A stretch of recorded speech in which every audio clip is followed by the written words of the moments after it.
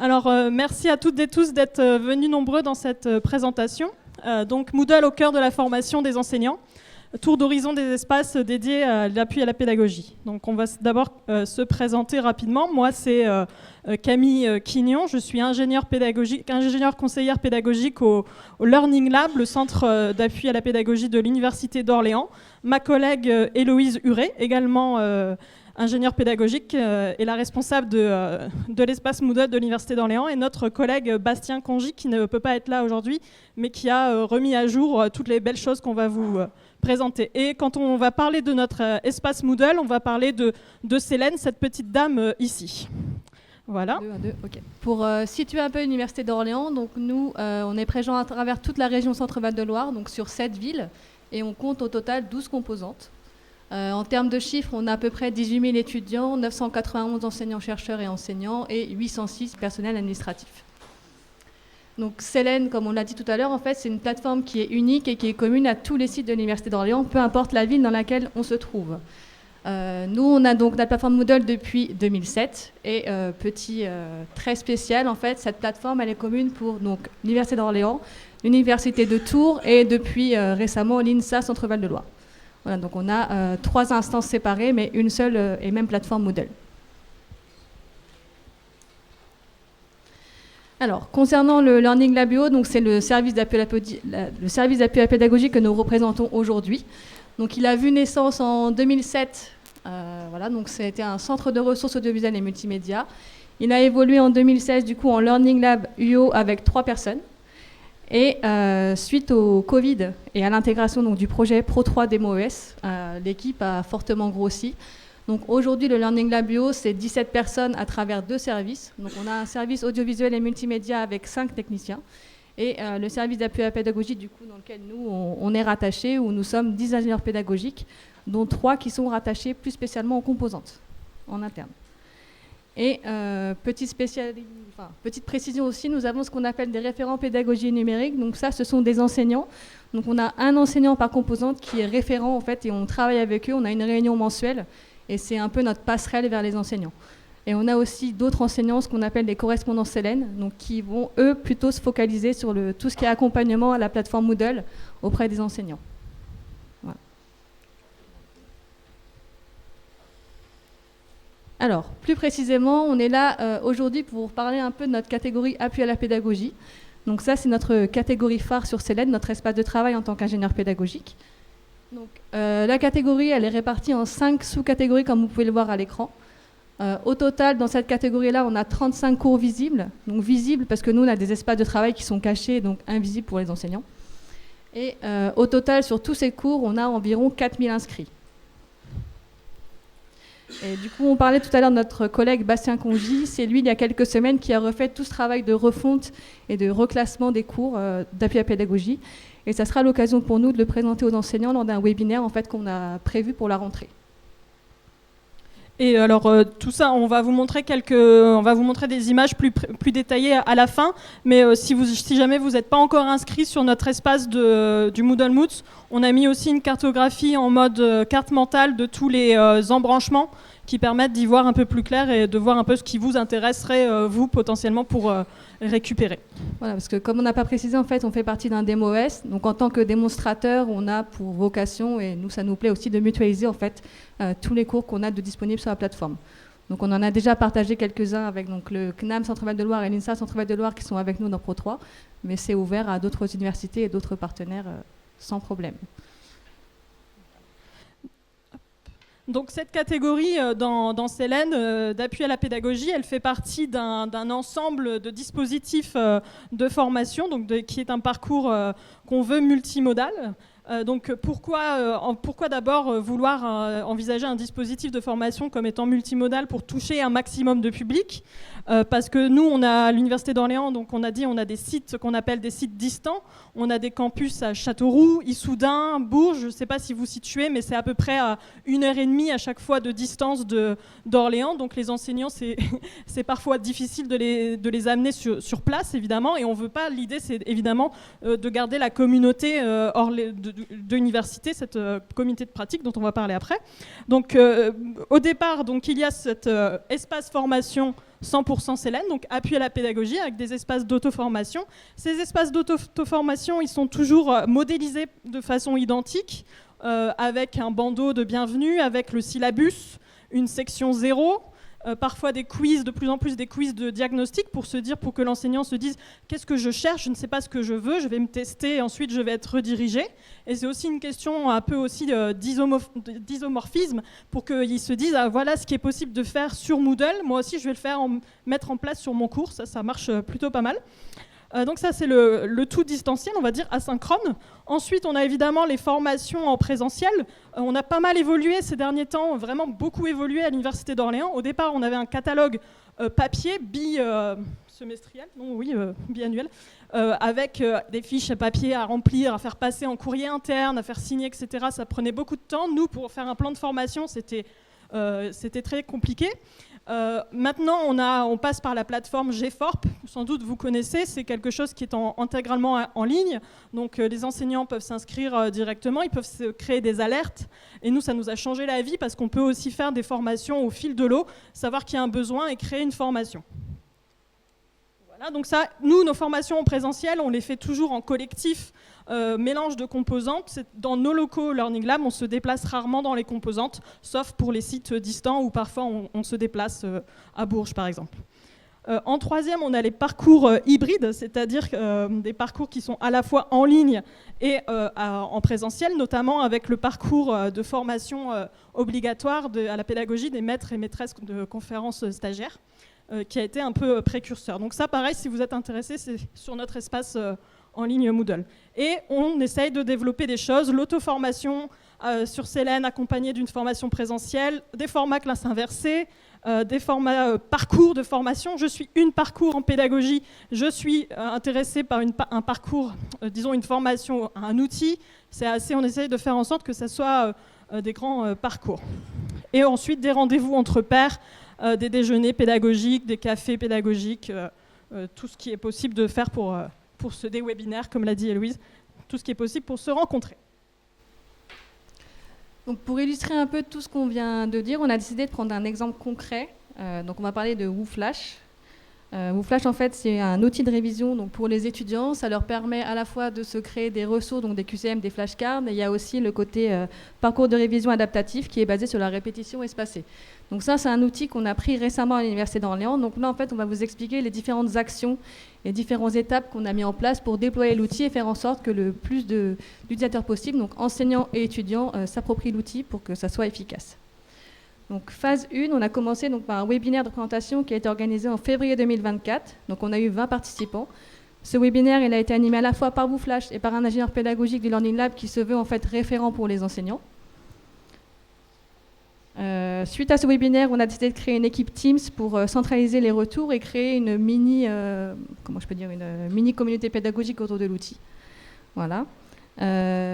L'étape juste après, ça a été de lancer une phase de test du coup sur un semestre avec une dizaine d'enseignants.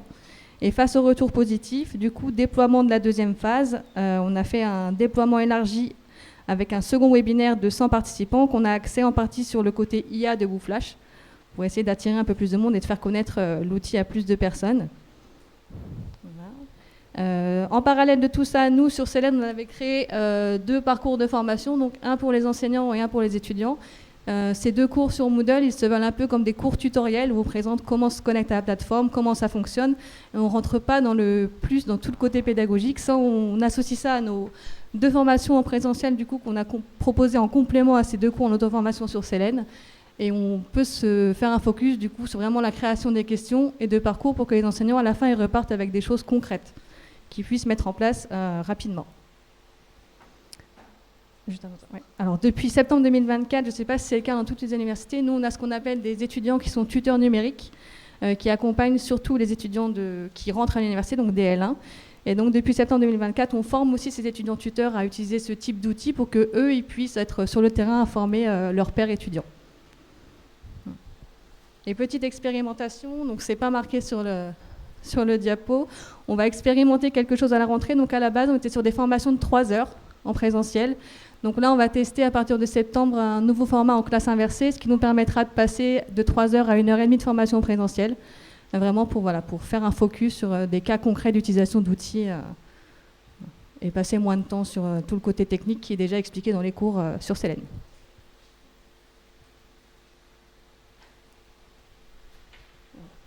Donc, prochaine slide, en fait, ça concerne une question que nous, on se pose beaucoup en tant qu'ingénieur pédagogique, c'est comment on peut garder le lien avec les enseignants qu'on rencontre en formation ou sur d'autres événements.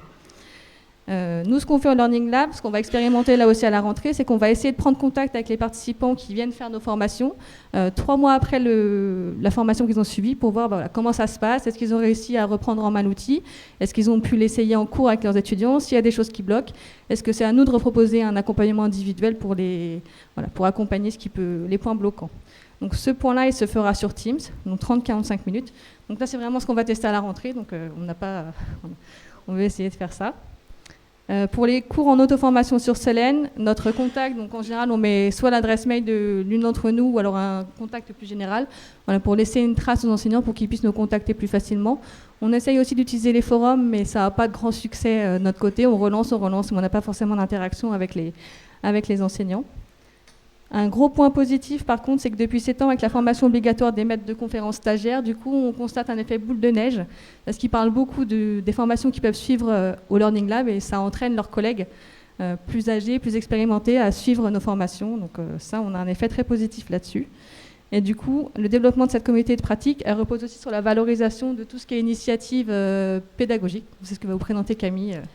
C'est notre avant-dernière slide. Oui, en effet, donc pour créer une communauté de pratique et aussi faire connaître les formations, on passe par la valorisation des pratiques pédagogiques des enseignants qui sont formés, qui se sont auto-formés, qui sont formés par nous ou par d'autres moyens. Donc, par exemple, un gros projet qu'on a initié grâce à Pro3, c'est les vidéos d'expérimentation pédagogique. C'est des vidéos où on voit en classe une pratique pédagogique, si ça peut être, on parle de pratique parce que c'est pas forcément un outil. Alors on a fait une vidéo très récemment sur WooFlash à l'INSPE de Orléans. On a aussi des pratiques sur des retours d'expérience sur l'hybridation qui a aussi commencé récemment à Orléans. Et on a 2 vidéos sur des pratiques de ludopédagogie dans des composantes très diverses. Et ces vidéos, d'ailleurs, elles ont vraiment permis la valorisation de toute l'université parce qu'elles ont été intégrées l'année dernière dans le MOOC national Se former pour enseigner dans le supérieur dans le chapitre activité. Donc ça a permis vraiment de faire connaître les pratiques des enseignants. En interne, à l'Université d'Orléans, on fait tous les ans une journée de l'innovation pédagogique par le numérique, en petit, parce que ça a commencé avec le numérique, mais ça se développe de plus en plus sur des pratiques, des initiatives pédagogiques. Donc vous avez une photo de cette année, c'était la semaine dernière, donc il faisait chaud, mais on pensait qu'il ne pouvait pas faire plus chaud que ça, mais en fait, si, absolument, tout est possible. Donc on a pareil des conférences sur des sujets phares comme l'IA, la transition écologique, et aussi comme la conférence de ce matin sur les publics étudiants et tout ce qui peut être comment favoriser la réussite des étudiants. Ça, en général, on ne fait pas vraiment, c'est difficile parce qu'on est un petit service, on fait des after-movies, etc. Mais on a comme projet de faire un livre blanc avec les interviews des enseignants qui ont participé à cette journée, un peu pour pouvoir diffuser encore plus largement les projets incroyables que nos enseignants font. Sur le modèle, oui, on me souffle dans l'oreillette que ce livre blanc a été fait par l'Université de Bretagne Sud. Merci à eux. Voilà. Et dernière slide, donc les réussites, les problématiques et les perspectives de nos projets. Donc déjà, les réussites, on ne va pas se mentir, l'évolution des inscrits aux formations, donc en présentiel, là on parle des formations présentielles, c'est vraiment développé. On a un suivi très précis parce que, comme Héloïse l'a dit, avec le démonstrateur Pro3, on doit documenter, chiffrer tout ce qui se passe. Donc en 2022, on avait à peu près 126 personnes qui sont venues aux formations. Et ici, de septembre 2024 à juillet 2025, on en a 349. Donc on parle de personnes différentes en général. C'est quand même, on voit nous aussi des enseignants qu'on ne pouvait pas toucher, des composantes auxquelles on avait difficilement accès. Droit, économie, gestion, par exemple. Difficile, des enseignants qui ensuite discutent, parlent, et ensuite on voit des collègues. Les difficultés, évidemment, ça reste toujours la même, c'est élargir cette cible. parce que des fois, nous, on ne veut pas se reposer sur nos lauriers en disant il y a plus de monde, mais parfois, c'est vrai que c'est toujours les mêmes, et c'est super, mais on veut aussi élargir aussi à un public, les enseignants vacataires, les enseignants qui ne sont pas forcément formés et qui se sentent peut-être pas ciblés par nos projets. Comment faire ça ? On est ouvert à vos suggestions. Nous, on essaye aussi avec les newsletters, avec des espaces qu'on va mettre sur Célène de forums, de suivi d'actualité, parce que les enseignants, ils lisent pas les mails, ils nous disent, ou ils ne les reçoivent pas, donc c'est difficile aussi de faire de la com. Ensuite, nous, notre objectif vraiment principal, c'est de faire en sorte de créer, de faire connaître le service. On est devenu un service commun très récemment, donc avec plus de moyens aussi pour communiquer. On veut être pas seulement les gens des outils, les gens chez qui il faut sonner quand ça marche pas. C'est vrai qu'Héloïse vous a présenté le service il y a 10 ans, c'était les gens le câble, je trouve pas le câble, ou comment on branche le rétro. Donc maintenant on est plus la pédagogie, donc c'est aussi comme ça qu'on se développe. Nous, notre but, c'est vraiment de faire que le LLUO devienne un environnement capacitant pour les enseignants et élargir, vraiment favoriser l'autonomie des enseignants, contribuer au développement de leurs compétences. Voilà. On voulait vous présenter notre page Célène, mais vous pouvez commencer à applaudir encore, c'est pas grave, tant pis. Parce que nous, notre but, c'est ce qu'on a mis sur l'espace Moodle, c'est que, super, merci. Donc ça, c'est notre Célène. Nous, la catégorie, alors là, vous retrouvez le PAN. Peut-être les habitués du Moodle Mood sont déjà vus, on est déjà venu présenter le PAN, le parcours d'accueil et d'orientation numérique. Pour les étudiants, donc c'est aussi un parcours multimodal hybride de formation. Nous, là, pour les enseignants, c'est ici. Et évidemment, notre but, c'est de mutualiser, de faire connaître au maximum. De toute façon, on va tout mettre sur notre cours Moodle. Et s'il y a quelque chose qui vous plaît, on a des cours comme sur l'alignement pédagogique, on a des cours sur rendre ses étudiants actifs, on a des cours sur l'hybridation, construire un enseignement hybride. Si vous êtes intéressé, vous nous envoyez un mail et on vous envoie tout ça, le fichier, c'est vraiment avec plaisir. Voilà. Et je pense qu'on a fini pour ça. Voilà. Il reste merci et retrouvez-nous. Merci.